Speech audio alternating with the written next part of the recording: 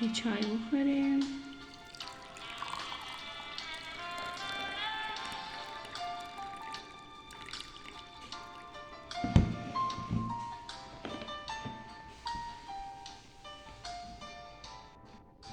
من کلا در بین نوشیدنی ها علاقه خاصی به چای دارم.